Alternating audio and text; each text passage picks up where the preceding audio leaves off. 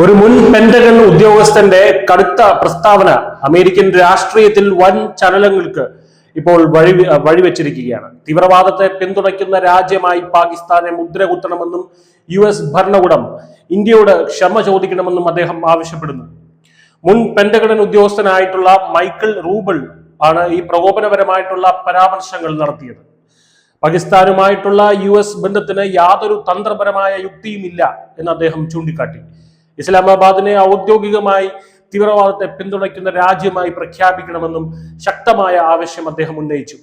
അദ്ദേഹത്തിന്റെ വാക്കുകൾ ട്രംപ് ഭരണകൂടത്തിന്റെ വിദേശ നയ തീരുമാനങ്ങളെയും പാകിസ്ഥാനോടുള്ള അമേരിക്കയുടെ പതിറ്റാണ്ടുകൾ നീണ്ട ഔദാര്യത്തെയും ചോദ്യം ചെയ്യുന്നു. കൂടാതെ പാകിസ്ഥാൻ കരസേനാ മേധാവി field marshal Asim Munir white house സന്ദർശിച്ചതിനെ റൂബിൻ രൂക്ഷമായി വിമർശിച്ചു.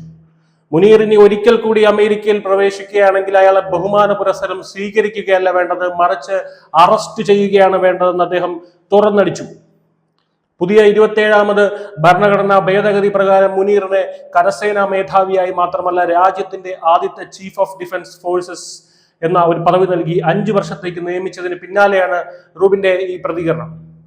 ഈ ഭേദഗതി പ്രകാരം മുനീറിന് പ്രത്യേക പദവികൾ നൽകി രാജ്യത്തിന്റെ പരമാധികാരം കൈവെള്ളയിൽ വെച്ചു കൊടുത്തിരിക്കുകയാണ് പാക് പ്രസിഡന്റ് ആസിഫ് അലി സർദാരി. വ്യോമസേനാ മേധാവി സഹീർ അഹമ്മദ് ബാബർ സിദ്ധുവിന് പ്രസിഡന്റ് സർദാരി 2 വർഷത്തെ കാലാവധി നീട്ടി നൽകിയതും റൂബിന്റെ പ്രസ്താവനയ്ക്ക് പിന്നാലെ ശ്രദ്ധേയമായി. റൂബിന്റെ കാഴ്ചപ്പാടിൽ വാഷിംഗ്ടൺ ഇന്ത്യയോട് ഉറച്ച ക്ഷമാപണം നടത്തണം.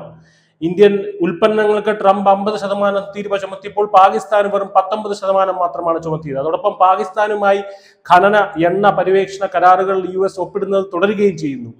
പ്രസിഡന്റായി ഇരിക്കുന്ന ഒരു വ്യക്തിയുടെ ജൽപ്പനങ്ങളെക്കാളും അഹങ്കാരത്തിനേക്കാളും അമേരിക്കയുടെ തന്ത്രപരമായ താല്പര്യങ്ങളും ആഗോള ജനാധിപത്യ സ്ഥിരതയുമാണ് വലുതെന്ന് പറഞ്ഞുകൊണ്ട് ട്രംപിനെ കടുത്ത ഭാഷയിലാണ് അദ്ദേഹം വിമർശിച്ചിരിക്കുന്നത്.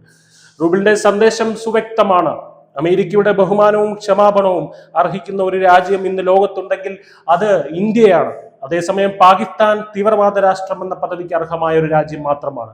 അസീം മുനീർ ബഹുമാനിക്കപ്പെടേണ്ടവനല്ല, അറസ്റ്റ് ചെയ്യപ്പെടേണ്ടവനാണ്. ട്രംപിന്റെ അഹങ്കാരം വിദേശ നയത്തെ വികലമാക്കുന്നതിന് അമേരിക്ക ഉടൻ തന്നെ പരിഹാരം കണ്ടെത്തണം. ജനാധിപത്യപരമായ സ്ഥിരത സംരക്ഷിക്കാൻ അമേരിക്ക ഇന്ത്യയുമായി ശക്തമായി കൈകോർക്കുകയും പാകിസ്ഥാനിലെ സൈനിക സ്ഥാപനത്തോടുള്ള ഔദാര്യം അവസാനിപ്പിക്കുകയും വേണമെന്ന് വാഷിംഗ്ടണിലെ ഒരു വിഭാഗം വിദഗ്ധരും അഭിപ്രായപ്പെടുന്നുണ്ട്. News desk news India Malayalam.